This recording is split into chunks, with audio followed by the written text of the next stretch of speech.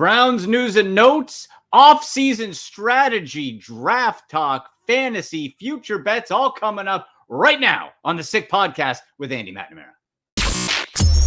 Turn up your volume. Because you're about to listen to The Sick Podcast with Andy McNamara, the sickest Cleveland Browns podcast. Cut back by Chubb. He's to the 10. He's still running to the 5. He dips outside left. He's going in. Touchdown. What a run. Nick Chubb. It's going to be sick. All right, everybody. Super Bowl's done. It's over. It's officially on to the next season, to the 2023 season, where now as Browns fans, we can start to think and wonder what's next. Well, what you should do before thinking about that is definitely subscribe to the channel, the show, Sick Podcast with Andy McNamara. We love that. Leave some comments, notifications, turn it on. Follow us on Twitter at AndyMC81, at SickPodBrowns. I'm getting a lot of questions in on social media, Instagram too, at AndyMC Sports about the salary cap. Andy, what the Browns, the people are looking at the salary cap stuff, and the Browns are over the salary cap, the highest salary cap hit to Deshaun Watson. Folks, the one good thing about having all the analytics and math wizards and whatnot on the Browns front office is that they're really good at numbers. They'll make these numbers dance. It's not going to be a problem. I would wager that over the next few weeks, we're going to see Deshaun Watson, maybe Myles Garrett, maybe Denzel Ward, whoever else, have their contract stuff turned into signing bonuses. That's all you have to do. You're like, okay, we need X amount. Okay, Deshaun, you get $25 million now instead of at the contract. Boom, you're done. Taken care of. It's perfect. We're going to look at some free agent options later on in the show. Just get a bit of a vibe of what's there at wide receiver, what's there on the defensive line, and go into that. Browns news and notes, nothing too crazy to go. Drew Petzing, Browns quarterback coach, probably going to leave, become the offensive coordinator for the Cardinals. Okay, Browns got enough offensive minds. Who cares? That's fine. Go at it, Drew. Good luck with Kyler Murray. He's not going to be ready for the start of the season. Have at it. But I also wanted to get into a deep dive into some fantasy football talk, some Browns conversation as well. And I thought, you know what? I love the site Dynasty Nerds. We've had Rich Dotson on and others in the past. And now I got my guy, Garrett Price. He's just around the Columbus, Ohio area. He's a Browns fan, and we bring him in now. Garrett, welcome, sir. How are you? I'm doing great, Andy. How are you doing, buddy?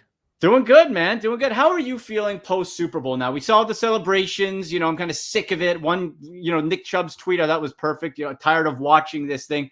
What's your feel going into this season right now, before the draft, before the free agency? Is there optimism? Is there dread? How are you feeling? I mean, there has to be some sort of optimism, right?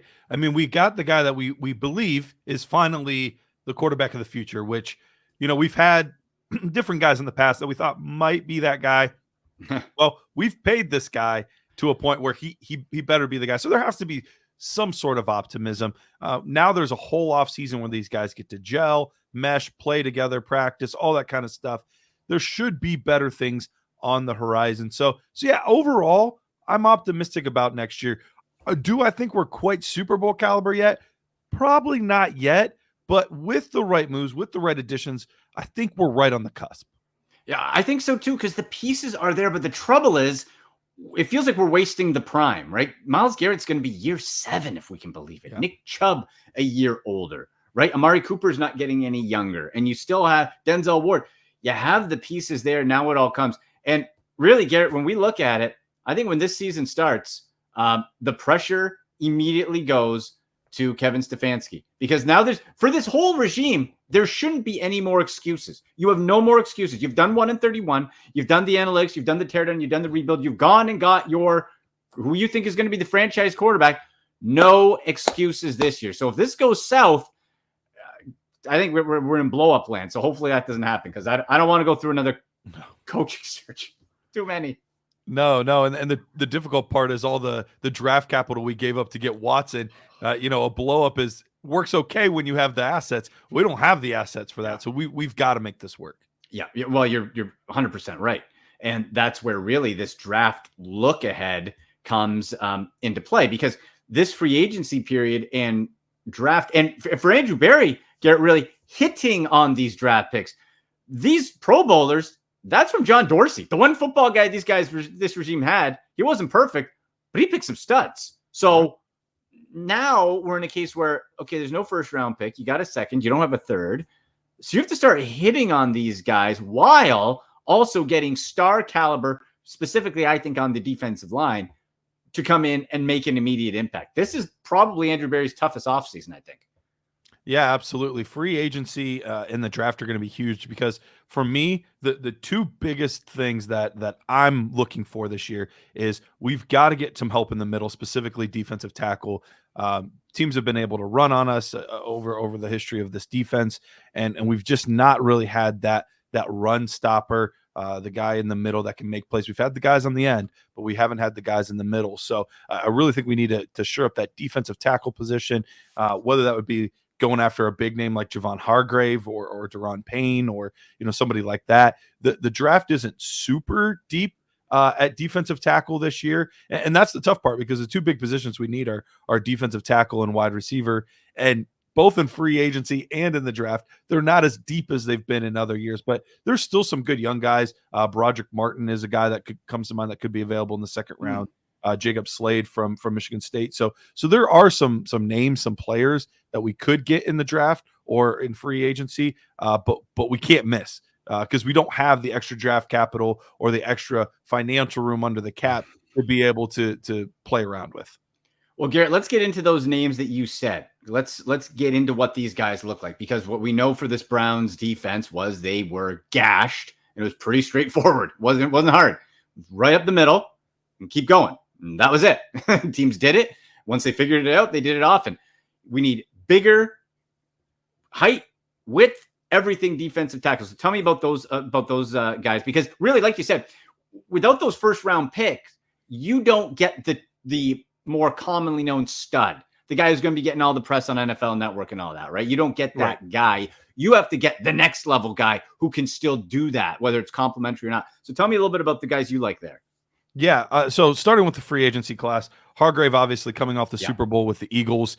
He was an absolute force.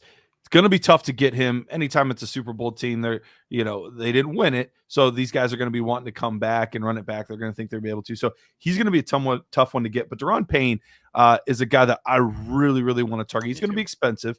He's not going to be cheap, but he was a former first-round pick, Washington Commanders in 2018, and a guy that's just continually improved over his career, can make big plays, can get some stops. So those are the two guys that I would love to see, either one of them in a Browns uniform. And yeah, we might have to pay quite a bit to get them, but I think it would be well worth it to help be able to ensure the inside of our defense. Yeah, and that's the thing for the Browns. You don't have a choice. You don't have a choice. You brought in Jim Schwartz. That wide 9 look at his doesn't work. It falls apart if you don't have the tackles. It's predicated on the tackles. So if we look at this, the Daron Payne look, he's been a popular name linked, and it is that perfect sweet spot that I feel that this front office is going to love too. You have a guy entering his second contract. He's not yet 26 years old, ascending while showing production. It's sweet, but you're right. He got paid $3.6 million last year. That number is going to go way up. You talk about Hargrave, still 30 years old. Defensive tackle, that's not old. You can mix in a Fletcher Cox as well, 32. Starting to decline a little bit, but still a player. That Eagles defense, by the way, there's a lot of free agents. So they could be a totally different team too. But guys like that, and then I feel really what you need is you need to hit that stud. Let's say Daron Payne for fun. Okay, we get Daron Payne. Mm-hmm. Then you need another guy who is still better than what you have physically, size-wise, and you can slot in as a second. You put Payne beside Garrett, and now all of a sudden that Schwartz defense starts to look good. But then also, Garrett, we have to look at the linebacker core. Are you bringing back Reggie Ragland? He played Sione Takitaki off of the ACL. You can't come back with just those light linebackers, because if you get past those tackles, you're going to have the same problem. Those guys can't bring down those big backs. Yeah, that's been an issue that we've had for a long time. It's our front seven. We've invested so much into the secondary, specifically in the draft over the past 3, 4, 5 seasons. We've invested so much into that secondary, and I get it. The philosophy of the NFL is changing. On the offensive side, running backs aren't as valuable as they used to be in the eyes of GMs, especially the more analytically driven ones. And linebackers kind of seem to be that piece on the defensive side of the football, where specifically the inside backers, you might get a little bit more for guys that are going to rush the passer on the outside, but on the inside, GMs don't like to focus on that as much. But we've seen how difficult that's been for the Cleveland Browns to be able to stop the run consistently. We just haven't been able to do it. And then that's, obviously that opens things up for the passing game. And it's a nightmare if you can't stop the run. So I'm with you. Get that defensive tackle, and then we got to get that next level in the front seven. And then 2, if that wasn't enough, we need somebody, another pass rusher, because Clowney's not coming back with that disaster. So He's done. I feel this is probably going to go down the same route that Andrew Berry has shown before. Try to get the 1-year prove-it guy, looking for a contract. If we're looking at possible 1-year guys, okay, I'm looking here. There's a Robert Quinn, expensive, Brandon Graham. Also, again, 2 Philly guys straight away. Right away. Yep. And Schwartz has that Philly connection. So you got him, you got Ngakoue coming from Indianapolis. So there are some players where you could look to potentially slide in on prove-it errors. Clelin Ferrell out of Vegas, underwhelming, I think, where he was drafted, but overall still somebody that could be in a prove-it type situation. So the tricky part is we have to get the free agents and then also try to backfill that drafting around that too, right? Yes, 100%. 100%. Yeah. And like I said, there's some names at the defensive tackle, but it's not as deep as it's been in previous years. And so there's some work to do for this front office, but the other position I really think we need is another playmaker on offense. Amari Cooper, fantastic year. I mean, I'm a fantasy football guy. So, I saw he was a wide receiver 1 last year. Everybody kind of forgets how good he was in fantasy, but he was a wide receiver 1 last year in fantasy football, which means he's a top 12 guy at the position. So he played great. He always seemed to make some big plays. We're starting to see like the emergence of Njoku and Donovan Peoples-Jones as well. So there's some good playmakers there. But we really need to solidify that position. And this is one of the worst free agent groups of wide receivers that we've seen in a very long time. The only name that's even like sort of appealing to me would maybe be a slot guy like Paris Campbell, former Ohio State Buckeye. His biggest issue has been his health. He's a talented player. Just can't stay on the field. So I think we're going to have to go to the draft there on that one. And, potentially our 2nd round pick, even if not, we're going to have to look at like the 3rd or the 4th and 5th rounds. You're totally right. And really what you need is an Anthony Schwartz that is way better than Anthony Schwartz. Yes. Who can catch the ball. We need Anthony Schwartz to be able to catch the football and not be, just 120 pounds. Yeah. Like you need that field structure, because with this offense that is going to be revamped and reshaped with Stefanski and Deshaun Watson, they've talked about that to go. You don't need that 1-2 power back combo that we had with Kareem Hunt. You have Jerome Ford there as a nice complement, but you do need that field stretcher. And you said it, you got Cooper. I think if you can add that true, okay, this guy, the safeties the corners have to respect the speed and the big catch capability. You have everything else in place, right? Like you got all the pieces, but who's that stretcher? Let's look at some of these free agents, like you said, underwhelming to say the least. Nelson Aguilar, not interested. Sterling Shepard, no. DJ Chark out of Detroit, I'm a slight interest, but that guy got paid $10 million last year. I don't want to pay $10 million for Chark. And that's the tough part is, you look at him too, and how much more is he going to give you than Donovan Peoples-Jones? Yep. You know what I mean? You're like similar build. He's faster than Peoples-Jones, but still it's tough. No, I kind of looked at somebody like who was here for a short time with the Browns, Brashard Perryman, but I don't think that speed again is where you need it to be in this offense. So as far as a burner, you're right, Paris Campbell. I bet you're probably going to be able to get him pretty cheap because of the injuries. But again, okay, if you pick Paris Campbell, you still have to draft the guy because he hasn't been able to stay on the field. 100%. And there's 2 guys that I'm looking at when you're talking about the speed guy, a guy that can make you miss. You're looking at a guy like Zay Flowers out of Boston College. Really fun prospect, not the biggest guy, a little bit undersized, but he is going to be able to absolutely burn, absolutely get open. He was at the Shrine Bowl and just everybody was ranting and raving about his ability, how much better he was than everyone else there. It wasn't even close. Really? So good prospect out of Boston College potentially there. Another guy like maybe not as much of the speed guy, but a guy that's going to get open a lot, going to consistently be available. He was a consistent producer in the ACC at North Carolina. Name's Josh Downs. Another guy, not the big physical presence, but continually gets open, continually make plays. And I think those are two guys that could potentially be options for the Browns there in the second round.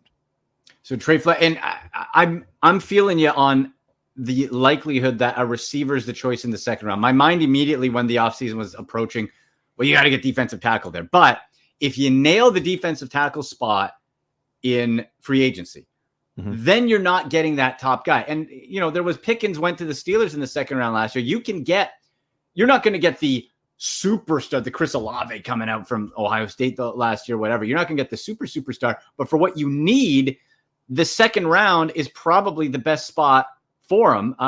So that Trey Flowers is interesting. Now, is he projected second round? Is that size going to drop him a little bit? Is that sort of the vibe? Yeah, Zay Flowers right now is kind of right in the cusp of that round 1, round 2. So it's going to depend on what teams want, what teams need. Another guy to keep an eye on coming into the season, he was projected to be one of, if not the top wide receiver along with Jackson Smith and Jigba. But had some, nothing's come out for sure, but there's a lot of rumblings about some off the field stuff. And he didn't have the production at LSU that we were expecting coming into the year. So his stock has dropped a little bit, but Kayshon Boutte from LSU, another guy that as a true freshman, we were saying making big plays down the field. He can stretch the field as well, but he can run out of the slot. He could run our Z route or Z receiver if we needed him to as well. Wouldn't necessarily be locked in as a slot guy. So he's another one where the ability is all there, just some inconsistent play and, some potentially things that we got to look at in his past that are nothing's come out for sure. So I don't want to besmirch the guy, but sure. There are some rumblings about some things that may have gone on at LSU. And that's why those interviews at the combine, super important. Get to know the guy, do your homework and all that. All right, Garrett, what are some, because obviously with Dynasty Nerds, you guys do a great job all season long on all types of fantasy, but dynasty-wise, off-season fantasy-wise, I've been hearing some rumblings and getting the feeling that when we're looking at a draft this year for the first overall pick, let's say the first couple, typically our minds automatically go running back, right? It's obviously right. Is this a year with, okay, Christian McCaffrey and Saquon Barkley bounce back, but wow, the injury possibilities. Jonathan Taylor was the first round guy generally last year. He got banged up. Is that a possibility? Does it make sense to look to wide receiver, even though that is an overall deeper class where I usually say, okay, you want your stud, but you could usually backfill and find guys.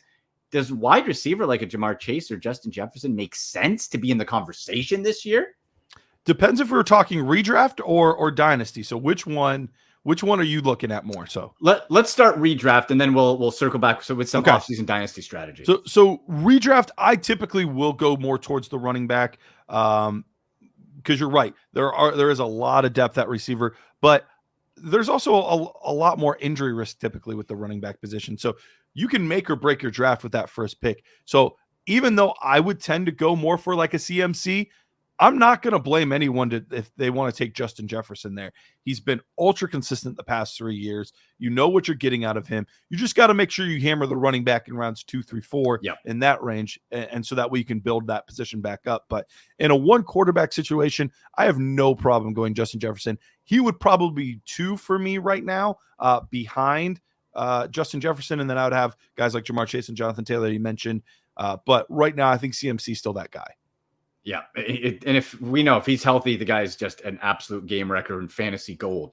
So dynasty wise, coming in with the draft prospects coming in with this class. And, we've talked about a few of them here on the show.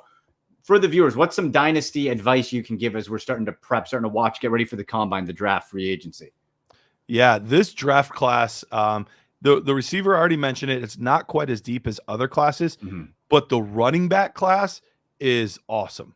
It is a great running back class, headlined by Bijan Robinson, running back out of Texas. Absolute monster. We're talking about Saquon Barkley, Ezekiel Elliott level ability, talent, like the next one that we haven't seen in a while as far as a true 3-down prospect that just can do it all well. So he's definitely the guy everybody's going to be looking at. Jahmyr Gibbs from Alabama. He was originally at Georgia Tech, transferred to Bama. Absolute speed threat. Think of kind of like the Jamal Charles type mold of a player. You're not going to be physical and run through guys, but good luck catching up with him because he is just an absolute blur.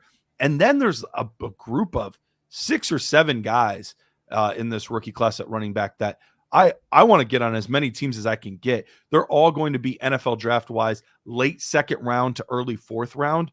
But you know, in today's NFL, that's still just fine draft capital. 10 years ago, you know, a guy in the 4th round, you're like, oh, I'm not touching him. Right. But in today's NFL, I mean, we saw Isaiah Pacheco. He was a 7th round pick by the Kansas City Chiefs, starting running back for the Super Bowl. So these guys that are going to be in the 3rd and 4th rounds still can offer a lot of value. We're not going to see as many standalone backfields where it's just he's the guy, but they'll be the lead in a lot of committees going down the road. So really, really good running back class we have this year. That's something to track. And that's the problem with fantasy as the years have in recent years and continues to grow towards that committee.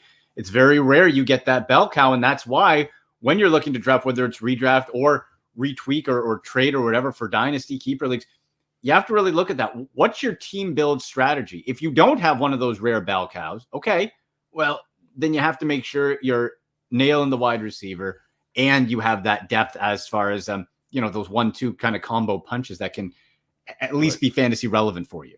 Absolutely. Absolutely. Awesome. Oh, well, Garrett, listen, man, I want to have you back maybe post-draft or just before, but tell people dynastynerds.com, the content never stops. Tell people where they can find you and learn more about Dynasty Nerds. Yeah, absolutely. And you're right. The content legitimately never stops. Right before this, literally minutes before this, I was cutting up an all 22 game of Tyjae Spears out of Tulane. So we could get his all 22 tape up on the site. Like him. You know, yeah, he's a fun one for sure. So yeah, we're doing stuff year round. We're evaluating prospects. That's really our biggest bread and butter, is really making sure that we hone in on the rookie classes, make sure that we're helping you hit on these players. But there's stuff in season. The GM tool is an absolute must. If you run multiple leagues, it's great for organizing, keeping track of what everyone has and how to make deals and trades. And then we have the Dynasty Nerds podcast. This is what really got us going. And you can find us every single Wednesday. A new episode drops. If you're part of the 2 episodes drop, so you get that both episodes. So yeah, lots of stuff going on. You can find me specifically on Twitter at Dynasty Price, and I'd love to interact with you. Love it, man. Well, you know what? Yeah, we're as we get closer to the draft, post-draft, we'll definitely have you on again and sort of deep dive and tweak what makes sense for the Browns and just overall for fantasy football. Garrett, thank you so much, brother. Appreciate it. Absolutely. Had a great time. All right. There he is, Garrett Price from Dynasty Nerds. Make sure you check him. I love Dynasty Nerds. They're great. Talked with Rich Dotson for years. The guys over there. Sensation. Absolutely sensational. Garrett, great dude. Give him a follow on Twitter. Now, a couple more on the free agent front. We went through those wide receivers, guys. We're not getting our upgrade wide receiver in free agency. This is pretty bad. Oh, went through some. You got Randall Cobb floating around. Julio Jones, pass. Juju Smith-Schuster, no. N'Keal Harry, no. Mac Hall, yeah, this is no good. So the Browns are going to really have to target that wide receiver position and that's why, since you're not looking for that dominant WR1, the Browns can probably get hopefully second round, but if not, maybe swing back in the 4th. Again, you need an Anthony Schwartz who can catch. If Anthony Schwartz could catch the ball and didn't hear footsteps all the time, you'd be fine. But that's the type, you need a guy who can run really fast, look over his shoulder, catch the football. Done. Then you're set. Then you still have David Bell you can sprinkle in the slot. Cooper, Peoples-Jones, and Njoku. We're having a good time then, right? Chubb in the backfield, Jerome Ford to spell him. Offensive line's looking pretty good still. Jedrick Wills, we're going to have to deal with it. But you're looking pretty good. Comes down to that defense. So, all right. So we got that. Those are some of the free agents that we can watch. And again, lots of things can change and players can get signed. We saw Aaron Jones on the running back side get re-upped. He was expected to be released. instead got an extension with the Green Bay Packers. I'm just looking for pass rushers here. Yeah, Robert Quinn. Like I said, Brandon Graham. Hey, old Larry Ogunjobi for the Browns. Larry's available. Yeah, we don't need Larry back. Yeah, it's not great. It's not great on the edge side either. So, that's all good. But I want to get to some futures bets right here. We had some great fantasy talk with Garrett Price there. That'll be more through the offseason as well. Folks, Betfred Sports, Ohio's newest, best sportsbook. Link is in the show description. What do you get for clicking on that link, signing up, and making that first deposit and registering? Well, what you get is mega bonuses. It changes all the time. You get big bonuses, and you're entered to win weekly prizes. We gave away Browns-Bengals tickets earlier in the year. We gave away a Nick Chubb autograph jersey. That's going to all still be coming. And keep an eye out in the Cleveland and Canton area, Northeast Ohio area. They're going to be having a lot of Betfred events. I'm helping to organize some of those as well. So come to local bars downtown and whatnot. We'll keep you up to date on those where you can interact and win more prizes for signing up. So the best way to get on that is to sign up right now. Betfred Sports, the Betfred Sportsbook, link in this description. Check that out. Make sure you're checking out as well all the great show gear, right? You still got the Run the Damn Ball shirt, Fantasy Football Champion shirt, lots of fun Brown stuff. So check that out. But some futures bets. This is where, if you're savvy and lucky, you can make some coin. Okay, so let's look at some of the future bets here in the NFL and the Betfred Sportsbook. So let's go conference winners. Okay, so we're looking at our Browns. Where do they got the Browns here? Plus 1,700 to win the AFC. They're plus 4,000 to win the Super Bowl. I'll probably put $5 on it just for fun. But if we're looking more realistically as it is right now, AFC, the favorites, Kansas City Chiefs, defending champs, plus 330. Bills are number 2 at plus 400. Bengals 3 at plus 550. Then you start getting off the rails with plus 1,100, the Chargers. The Ravens plus 1,200. Get out of here. They got Todd Monken in at OC. Guess what Todd Monken doesn't do? Doesn't run a Lamar Jackson-based offense. Good luck. Actually, no good luck. I hope you go burn. Go burn in the standings. Get out of here, Baltimore. Baltimore and Pittsburgh, their turn to start going. The Jets right after them. Dolphins, Jags, and it goes down from there. I'm thinking at plus 550, guys. As much as we don't want our AFC North rivals and NFL cousins coming from Paul Brown, the Cincinnati Bengals, to win, if I'm speaking with my wallet here, plus 550 to get back to the Super Bowl with their depth, with their weapons, with how close they were, plus 550 is pretty good. That's not bad. And if you look at the NFC, I think the value on the Eagles, NFC might be on paper, the easiest trip back to the Super Bowl for the Eagles. Now, the 49ers are the favorites at plus 350, but the Eagles are second at plus 400.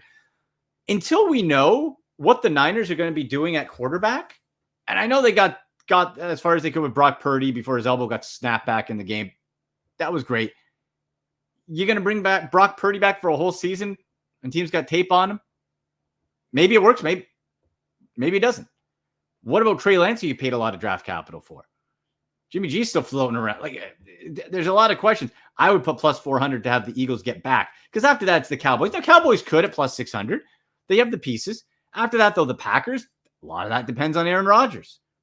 The Lions, are you kidding me? Look at this, guys. Plus 1,100 on the line. The Lions are tied for 4th to represent the NFC? Wow. I don't know about that. Whoosh. Yeah, that's a bit rich for me. I love the story of the Lion, but come on, right? For the Super Bowl, Chiefs are the favorites, plus 600. Then the Bills, plus 700. Niners at plus 8. Eagles at plus 9. Bengals at plus 1,000. Cowboys, 1,400. And we go down. As I said, the Browns are 4,000. Might want to look, too, on the Broncos as like a real dark horse for division winners with Sean Payton. Again, not likely to pay off, but with Sean Payton there, if he can revitalize Russell Wilson, I like that one. Some special ones, some offseason specials, they call it. And I want to hear from you guys on this one. First of all, who do you think AFC, NFC representation is? Hit me up in the comments section going, who would you place your money on Twitter at AndyMC81, at SickPodBrowns as well. Let me know. But for which NFL team will Aaron Rodgers take his next regular season snap? The favorite is the Raiders. Then it's the Packers. Then it's the Jets. And this actually flipped from earlier this morning. Because this morning it had the Jets as number 2 and the Packers after that. Here's my thinking on why it will not be the Raiders. Think about this. Derek Carr, who we'll get to his futures in a second. Derek Carr, pretty agreeable guy, nice guy by all accounts, coachable, works hard, team stood up after that Gruden stuff, real leader, good dude. He couldn't get along with Josh McDaniels, who fancies himself the new Bill Belichick. All these Belichick disciples, right? Oh, I'm Bill. You do it my way. You conform to me. Guess what, Joshy? Okay, if the Raiders, if Mark Davis wasn't so cheap, you would have been boot-skied already and crying back to Uncle Bill, like Bill O'Brien went back and Matt Patricia. Okay, but you're there. He forced Derek Carr's hand. He aggravated him so much. Derek Carr said, bleep this, I'm done. I'm going to do what I want. So you're telling me you're going to send Aaron Rodgers there and he's going to be listening to Josh McDaniels? I don't think so. I think that would be a comical disaster. I'd like to see that play out, just the dysfunction from an entertainment standpoint. Logistically, I don't think that works. I feel he goes back to the Packers. You get some things in place, which is a big if when it comes to the Packers building a team around Aaron Rodgers. And they're right there in that division. The Vikings are paper tigers. You know, Lions are on the rise, Bears are on the rise, but you can still win that. And if you get the right bounces, you can still make a run. I think it's the Packers. Jets would be interesting too, though. Jets would be real interesting. The dark horse, plus 1,800. I might put a couple bucks down on plus 1,800 to the Tampa Bay Buccaneers. You talk about pieces. You still have some offensive weapons. You still have a good enough defense. You get still an elite level quarterback in Aaron Rodgers. You slide him in, draft a couple key free agent signings. Tampa Bay Buccaneers in that division that they won under 500 in a weak NFC. Tampa Bay might be a great landing spot. I still think the Packers are going to do it, but at plus 1,800, not a bad play. Not a bad play there. I think that could make a lot of sense. So it would be very, very interesting on that one with where Aaron Rodgers ends up and all that. So I just feel bad for Derek Carr and how that all ended up in there. But let me know. Let me know where you think. Where's Aaron Rodgers going to go? Who's going to win the division? And I'm looking here because I saw some Derek Carr stuff rumbling.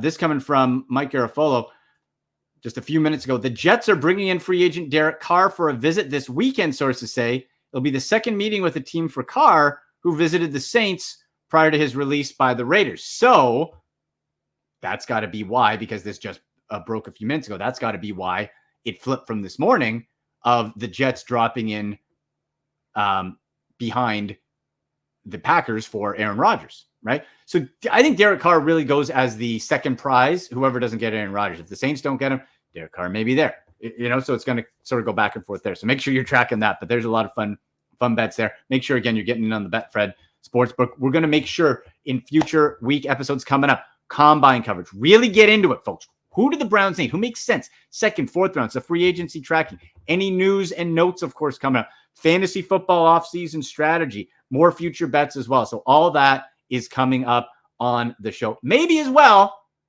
another wrestling guest or two coming up. Keep an eye on that. By the way, wanted to give thoughts, prayers, best thoughts on the recovery of our good friend Jerry the King Lawler, who was on the show, had a serious stroke. WWE legend, the king of Memphis wrestling, serious stroke a couple weeks back. He's at home, recovering. He was so kind. If you haven't checked out the episode, go back, check it out. Give us a tour of his man cave with all the memorabilia from wrestling, comics, football, Brown stuff. Amazing. Check that out. But we want to send our thoughts, prayers, and recovery to Jerry the King Lawler, one of the best and such a gem of a person. So hope Jerry is doing well. Hope you are all doing well. Thanks to Garrett Price. Thanks to Sammy. I will see you next week. You've been watching the Sick Podcast with Andy McNamara. Go Browns! And that's a wrap. Hope you don't miss us too much until next time. Follow the Sick Podcast with Andy McNamara on YouTube, Instagram, Facebook, Google Play, and Apple Podcasts.